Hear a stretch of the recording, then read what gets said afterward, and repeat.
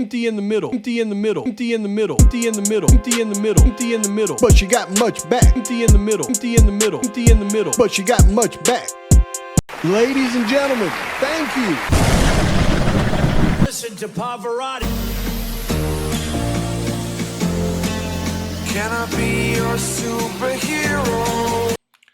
Okay, so I've tried to use everything at my disposal for this one because I wanted to come to a final conclusion because I know I'm not going to get any other evidence. But I do want to remind that the first part that I'll be talking about here came from the interview with Aaron Williamson, who is the FBI's forensic interview specialist.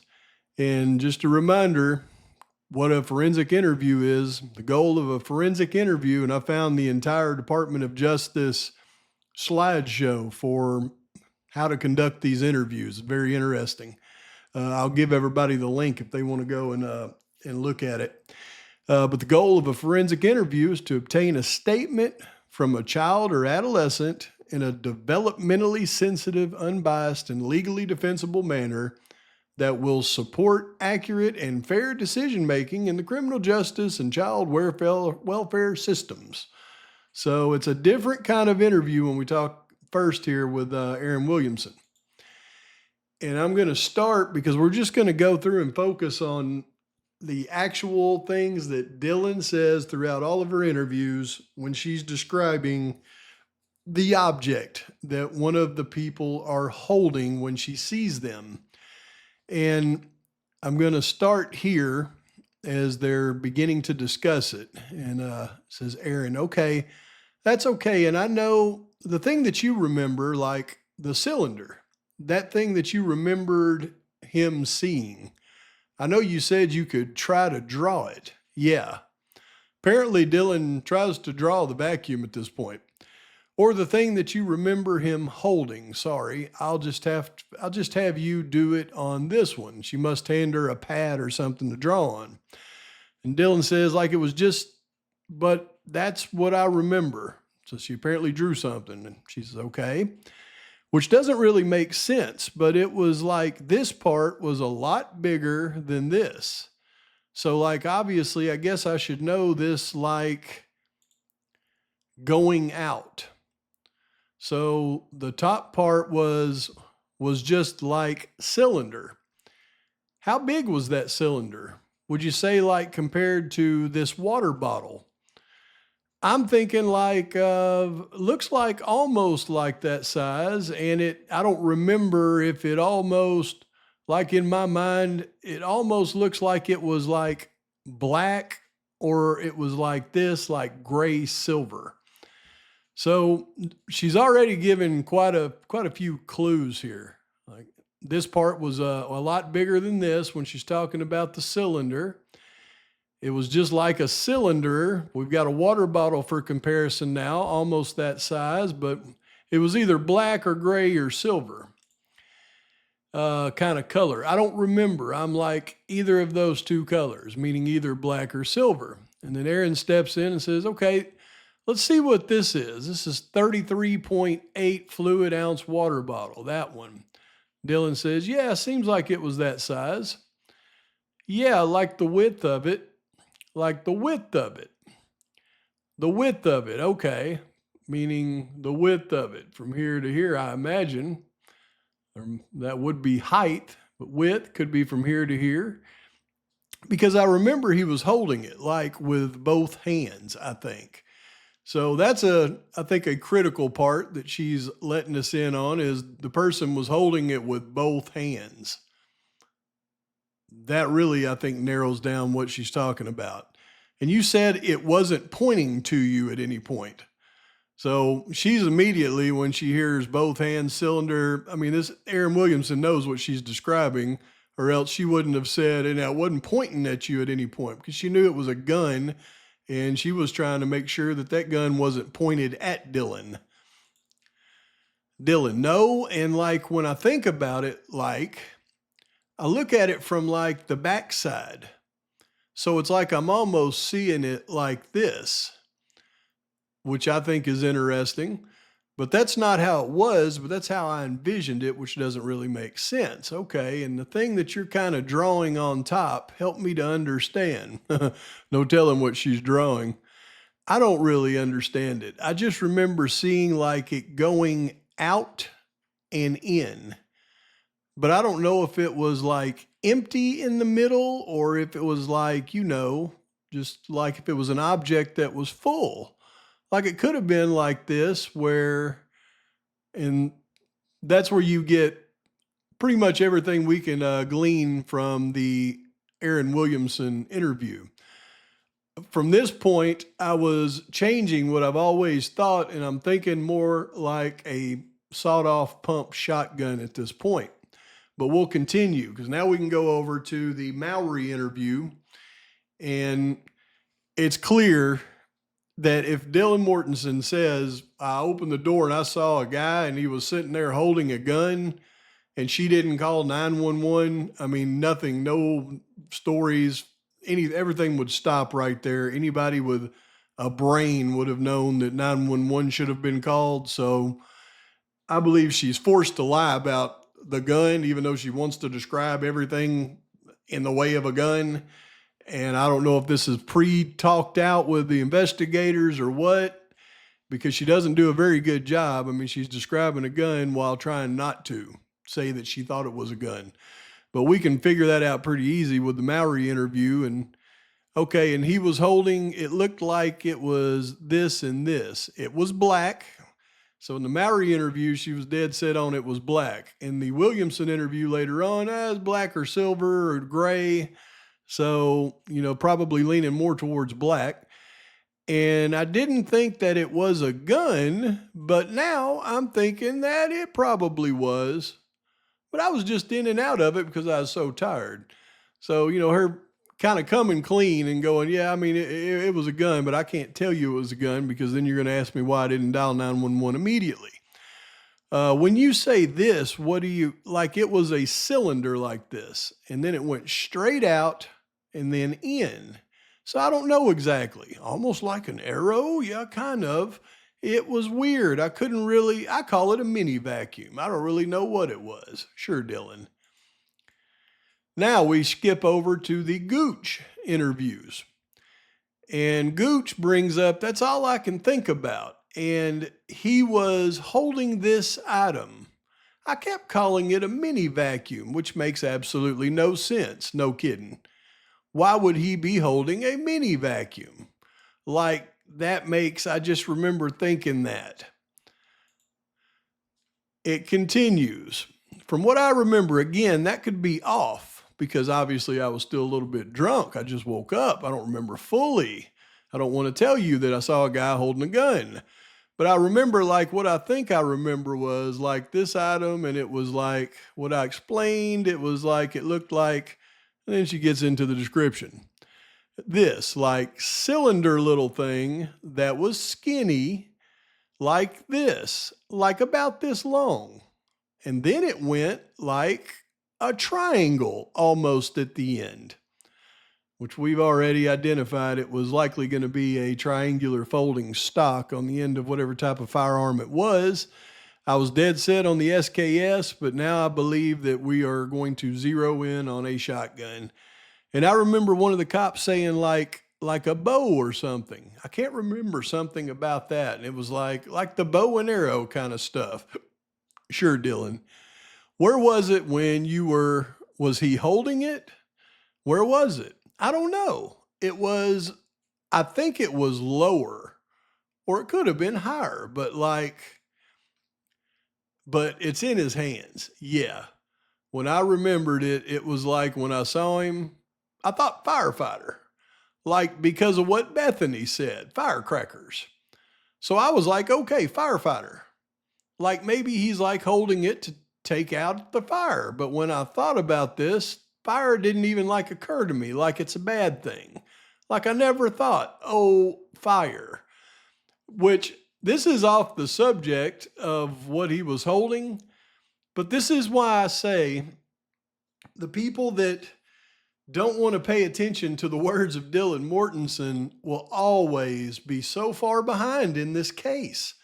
and they will always not be able to understand how fine details matter. Here's why. When I saw him, I thought firefighter because of what Bethany said, firecrackers.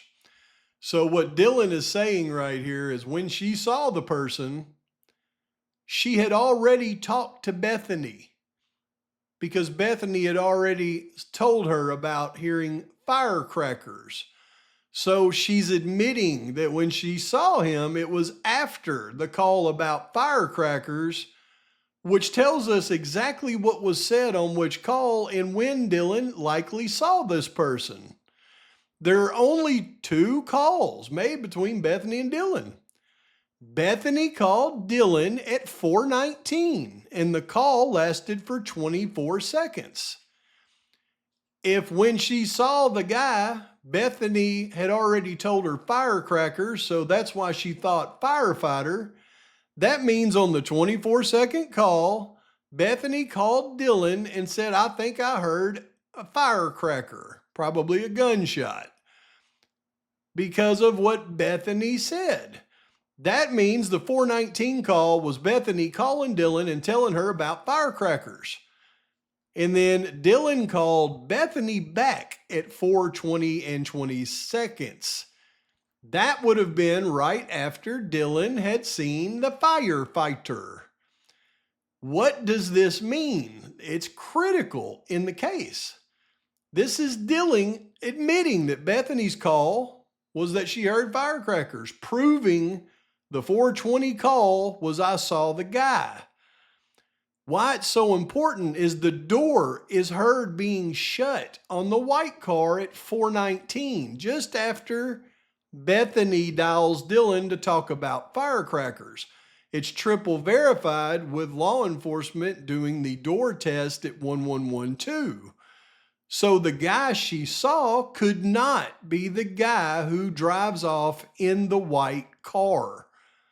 It's plain and simple. Focusing in on what was said on these 2 calls tells us exactly when she's seeing this guy and when she wasn't. Correlating that to what we already knew about the car lets you know with no uncertain term that the person that she had seen is not the person driving away in the white car. It's a different person. So it literally proves multiple perpetrators. And it also proves if Brian Kogelberger was supposedly driving his white car, well, he isn't the one that she seen in the house that had bushy eyebrows. But let's continue.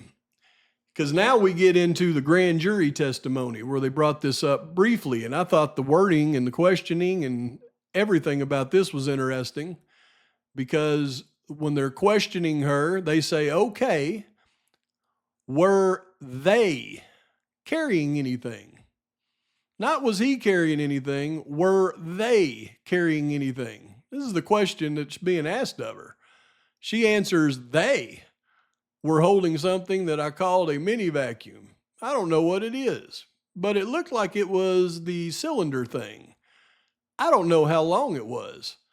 And then it went out and in, almost like a triangle. And it could have been black, silver, I don't know. Honestly, I didn't know what it was at all. I just remember seeing he was holding something.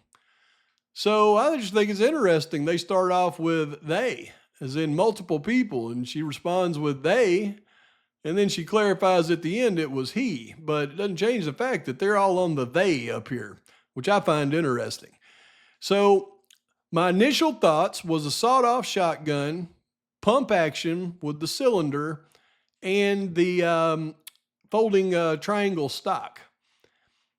I look in a little bit further, and then I utilize my AI, and I bring back this from Kaylee's autopsy. And in Kaylee's autopsy, it lists parallel linear purple contusions extend transversely from the right periorbital skin across the right cheek. Initially, I took parallel meaning 2, but it actually says that they're parallel with each other. They're linear. Purple contusions or bruises and they extend from the right periorbital skin all the way to the right cheek. So that means there's probably several of these purple bruising contusions that are parallel to this rectangular abrasion, and the rectangular abrasion is 3 inches. And rectangular abraded contusion, actually diagonally over the right cheek to the right preauricular skin. So it goes all the way across her cheek. It's a rectangular contusion, 3 inches long, with parallel contusions. So it's a big bruise, basically a big red bruise with purple parallel bruises going across the face. That, along with all the other injuries to Kaylee's face, I think very much would indicate, just like we've always thought, the actual pattern on the butt of a folding triangle stock.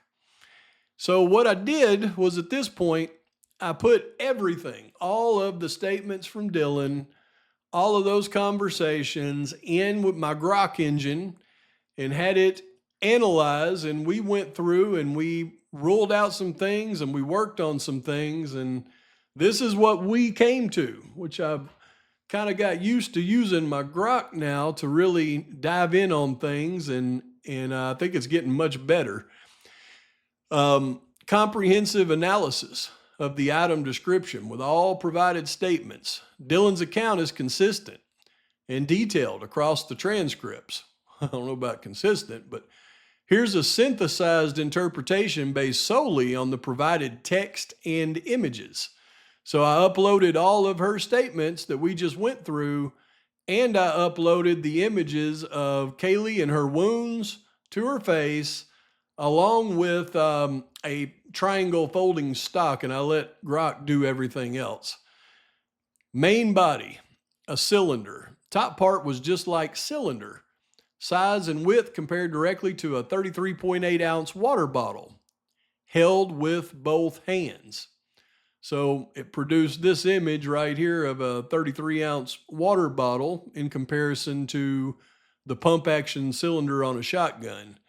Color, black or gray silver.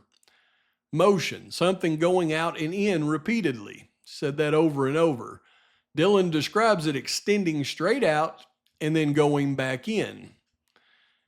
One part significantly larger than another, later clarified as a cylinder that then became a triangle almost at the end. It could appear empty in the middle, open frame, or full.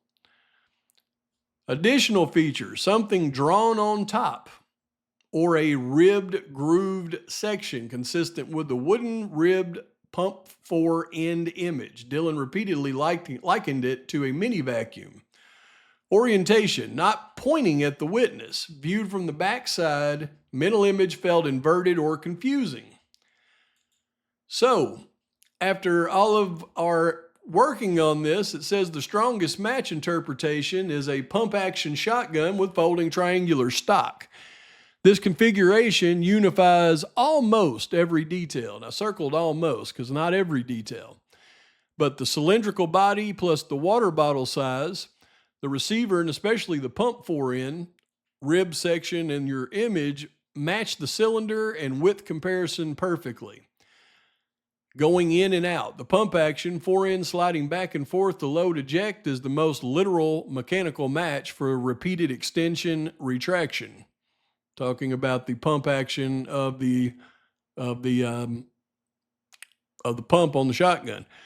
Large triangular part. The folding triangular stock, exact match to the image you provided, is a prominent triangular structure at the end. When folded or extended, it creates the triangle almost at the end in the larger versus smaller parts. Empty in the middle, empty in the middle, empty in the middle, empty in the middle, empty in the middle, empty in the middle. But you got much back. Empty in the middle, empty in the middle, empty in the middle. But you got much back. Empty in the middle. The triangular stocks are often open frame designs, appearing hollow, empty in the center. Ribbed end, drawn on top. The wooden ribbed pump grip matches the texture detail. Mini vacuum association. The combination of a cylindrical tube with sliding action and a rear triangular attachment can visually resemble a small vacuum or power tool, especially under duress. Then we started focusing on the facial features. The triangular stock, hard metal plastic edges, is highly consistent with causing the patterned abrasions and bruises shown in the facial diagram. Linear and angular marks on the cheek and the nose area. A buttstock strike to the face would produce exactly this type of trauma. Overall assessment. The pump action shotgun with folding triangular stock is by far the strongest single interpretation. It accounts for the cylinder, the size reference, sliding motion, triangular end, rib texture, two-handed hold, color, and the facial injury pattern. Dylan's own uncertainty, which doesn't really make sense, mini vacuum, is typical of high-stress partial view memory, especially if viewing from the side back while intoxicated, or especially when trying to describe something that she don't want people to really know what she's trying to describe. This item would be consistent with a suspect who had just used a knife needing a secondary impact or defensive weapon. But I wasn't really satisfied with the almost all, so I had it look at one more example. And that is the same weapon, but with the triangle stock actually folded in. Why this position fits Dylan's description more effectively. Key matches. When the triangular stock is folded, as shown in your image, the main cylindrical receiver pump area is substantially thicker and wider than the narrower barrel ahead of it. This directly matches Dylan's comparison of differing part sizes. With the stock folded alongside or underneath the eye is drawn much more strongly to the cylindrical body, especially the pump section, making the cylinder the primary visual element, exactly as Dylan emphasized repeatedly. The triangle still present but secondary. The triangular stock is clearly visible and large but folded back. This explains why Dylan described the triangle as almost at the end or something, says he, but she remembered as part of the overall shape while the cylinder remained the main focus. Going out and in, the pump action still provides the strongest sliding motion. The folded stock itself can also pivot slightly or appear to move depending on the angle. Mini vacuum association. With the stock folded, the overall profile looks more compact and tool-like. Cylinder with a handle grip at the rear, which strongly supports Dylan repeatedly calling it a mini vacuum. Viewed from the backside, from the side or the rear, as Dylan mentioned, a folded triangular stock creates an unusual, somewhat confusing silhouette that doesn't really make sense at first glance, matching his hesitation and perspective confusion perfectly. Empty in the middle, empty in the middle, empty in the middle, empty in the middle, empty in the middle, empty in the middle. But she got much back. Empty in the middle, empty in the middle, empty in the middle. But she got much back. Okay, so let me show you what you can do with AI. I've been uploading to AI the clip from the Linda Lane or the Queen Road footage of gun rack guy racking his gun. And also I uploaded clips of real clean audio of somebody racking a Mossberg 12 gauge for comparison. And here's what AI will do. They'll go through and they'll compare, and it'll tell you it's plausible, but it's weak on its own. However, without professional forensic audio analysis, spectrogram comparison, frequency matching, waveform isolation, we cannot confirm the sounds. So what you would typically do if you were unfamiliar with how AI works, especially the Grok engine, which I've got the expert model, you would be like, dang, well, I guess I would need to go and get spectrogram comparisons and all this other stuff, frequency matching, waveform isolation. But if you know how AI works, especially a very big AI system like Grok, look what you can do. I said, all right, perform spectrogram comparison, frequency matching, and waveform isolation. And the expert will go through and it will perform, it'll connect to other computers that have that software and it'll perform those things. You just have to tell it to do it. So it'll go through and it'll perform spectrogram comparisons, frequency matching and isolation, give you summaries. I said, but then it had the wrong, the information. So you've got to tailor the information because it mistaken and thought I said that the audio that was happening was 300 feet away from the camera. Like the crime scene was 300 feet away. I said, no, the sound relevant to the camera is approximately 15 feet. Then it'll go through and it'll reevaluate and do everything again. I said, please do, then it'll tell you, even at 15 feet, the security camera audio is still compressed. A perfect one-to-one match is unlikely without professional noise reduction and spectral isolation. So I said, please do professional noise reduction and spectral isolation. Show me a diagram of the results. It'll go through it. It'll show you as it's doing it. It's attaching to other computers that do this. I performed the following steps: applied professional grade noise reduction, generated spectrograms, key findings, and then it'll go through and it'll give you its assessment. Final assessment: the audio evidence is now significantly more consistent with the pump action shotgun being racked. And then I said, display the spectrogram comparison diagram. And it goes through and it tells me all this and it gives me a chart. I said, generate combined spectrogram image. So it'll generate the image of the comparison. So what we have is a comparison on the Linda Lane footage of gun rack guy racking his gun with the comparison of the pump action shotgun video that I uploaded for it to try to compare it to. And here's how it teaches you how this works. So the original security camera spectrogram. So this is what the spectrogram looks like with the gun racking on the Linda Lane video. And you'll see it has these two peaks here, which are really more background noise. And then it's got the sounds of the shotgun from the spectrogram here, here, here, and here.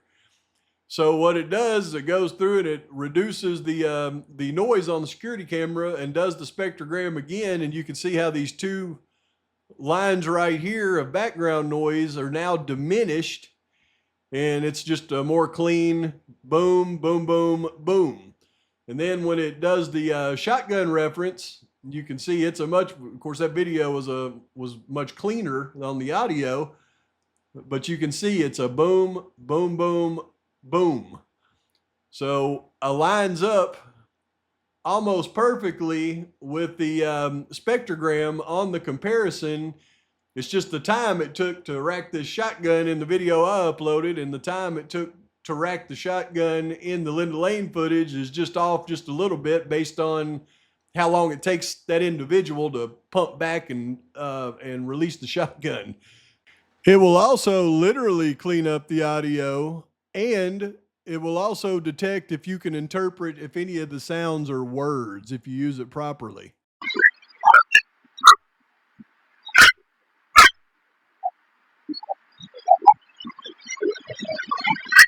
AI is quite amazing, but I am now convinced that not only did Dylan see the guy holding the shotgun with the folding triangular stock, but also that the gun rack guy was likely the one holding that. Let me know your thoughts. So after all of my effort, all these years, I wanted this to be an SKS, but I am very, very firm now that this was likely, based on her description with the cylinder, a likely sawed-off shotgun with a pistol grip and a folding triangular butt stock at the end. And this is going to be my final assessment, and I don't know if I can have my mind changed on this with all the evidence we have pointing towards it now. Let me know your thoughts. Empty in the middle, empty in the middle, empty in the middle, empty in the middle, empty in the middle, empty in the middle. But she got much back. Empty in the middle, empty in the middle, empty in the middle. But she got much back.